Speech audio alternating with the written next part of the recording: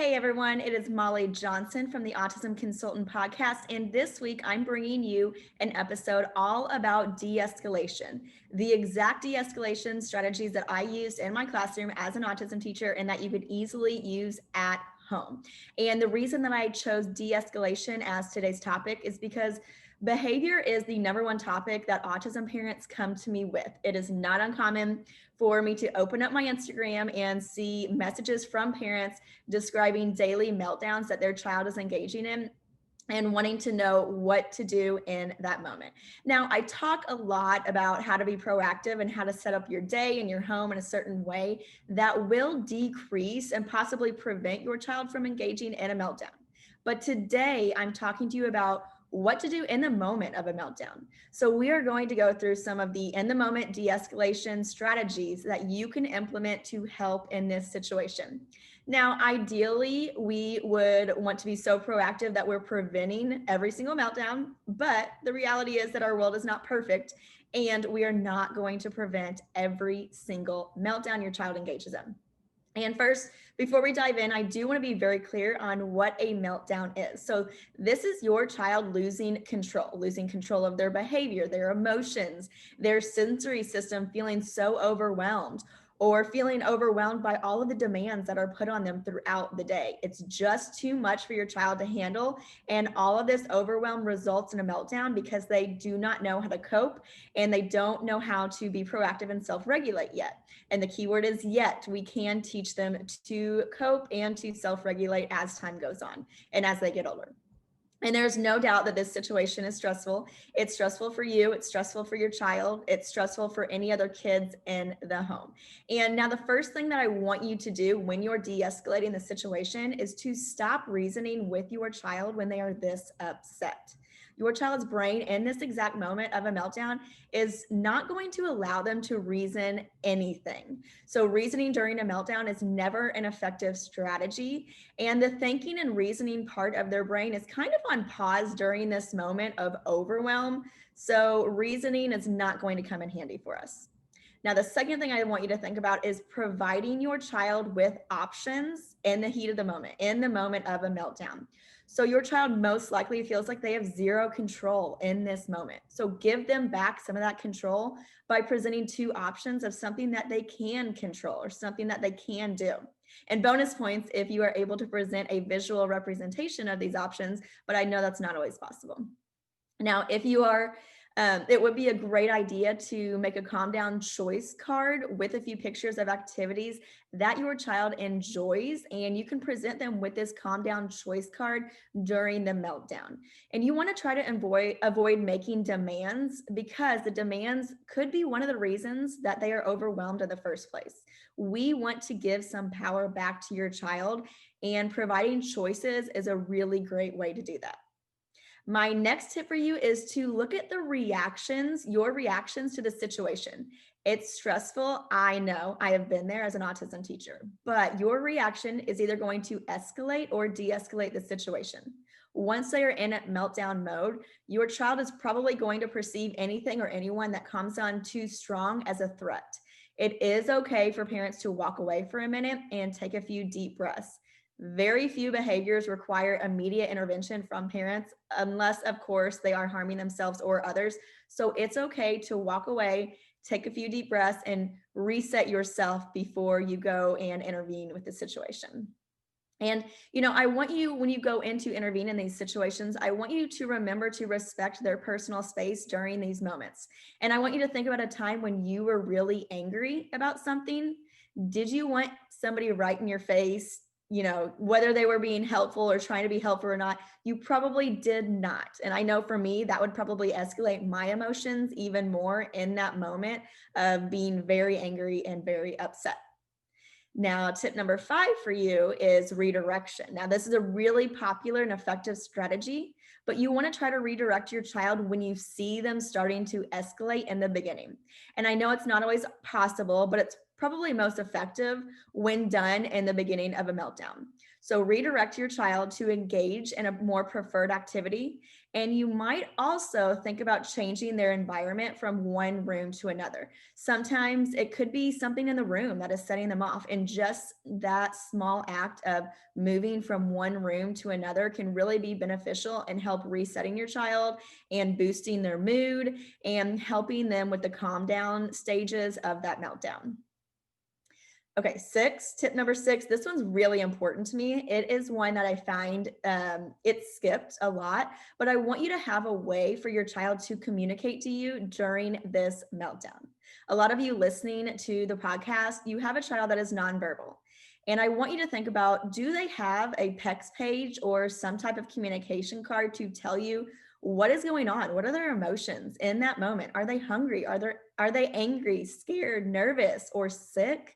Having an easy way to communicate with you that also plays on their visual processing strength is going to help you understand the why behind the meltdown. And once you understand why, you can then become a problem solver and help address that underlying need. But we have to remember that we have to give your child a way to communicate their wants and needs at any moment of the day. I'm a huge fan of PECS. If you don't have any access to any technology as a communication system, PECS is a great place to start. This is something that I'm helping with some of the members in the Autism Parent Inner Circle, and it's just really awesome to see what a kid can express to you and wants to express to you once they have a communication in place. So if you haven't considered PECS or any other communication system, just start thinking about that. Start talking to your teacher, your speech therapist about what you can do to help your child communicate better. Okay, tip number 7, this can be tricky, but if you can somehow get your child to engage in movement when they are in the meltdown, you will probably have more success with de-escalation because movement naturally decreases stress and overwhelm. It naturally releases a chemical in your brain that helps you feel good. And when you're redirecting your child, I would try redirecting them to something like a mini trampoline or a swing or anything in the house that involves movement of the body. Now, I'm remembering back to the time where I was an autism teacher, and I have one little girl in mind this little girl, she was in my class and she had quite a few behavioral challenges. And 9 out of 10 times she would calm down with the swing, and that would immediately reset her mood and really help with the de-escalation. So if you haven't tried movement in the moment, try to redirect your child to some type of movement activity to help out. So tip number 8 for you guys is to avoid more stimulation. Being overwhelmed by the environment could have been what triggered your child's meltdown in the first place. So being around any additional stimulation is only going to make matters worse. So try things like turning down the lights, turning off the TV. If it's a crowded room, I'm thinking like the holidays, we just passed the holiday season, try removing your child from the situation, from the room to a room where there are less people. Now, I personally really love calm down corners, and I always had one in my classroom where a child could remove themselves from the overwhelming situation and de-escalate on their own. So there are no overwhelming sounds there, no people, no overwhelming smells, or any stimulation that is going to add to the meltdown. Now, the key to having a calm down corner is we want to teach your child to remove themselves and go there on their own. So, and anytime you want to teach a child a new skill, we have to teach them when they're in a good mood and when they're not in the moment of a meltdown, because presenting something new to your child in the middle of an overwhelming situation is probably not going to go as well as we would like it to. So tip number 9, my very last one, is that I would do anything that encourages deep breathing, like blowing bubbles or blowing a fake candle out. But the trick to this strategy is, again, like tip number 8, is you have to practice it when your child is happy and when they're in a calm state of mind. So it's not something new and it's not a surprise when you try to get them to do this in a meltdown. You're going to have to be proactive with this one. And I like this one because taking several deep breaths can reset the central nervous system for all of us, not just your child, for you too. So it's great. It's a great strategy for all of us to practice. And it's a really good way to calm your mind and keep yourself positive during a stressful meltdown. Now, I just listed 9 strategies, but not all of these strategies are going to work for your child. And it's kind of a trial and error process. It's a trial and error situation to really understand what your child responds best to and what can be used in the heat of a moment. You will eventually find what works best for your situation. So just start with trying some of these strategies. Any of the ones that are need to be taught beforehand, go ahead and start practicing those with your child and then try implementing them during the meltdown moments that you face, and just see what your child responds best to, and then put that in your toolbox as a tool that you can pull out in the future.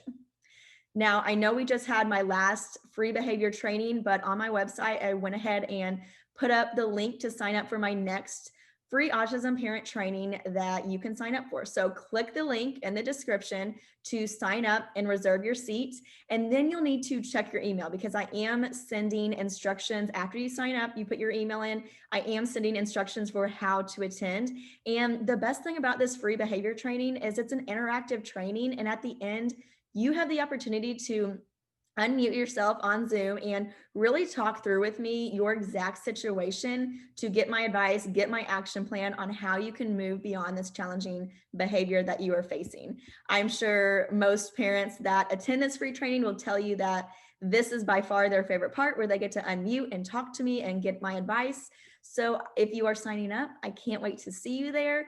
And if you are listening to this podcast and you liked what you hear, I would appreciate a 5-star review, because remember, that helps more parents just like you find this podcast to help them at home. So thank you, everybody, for listening. Have a great day.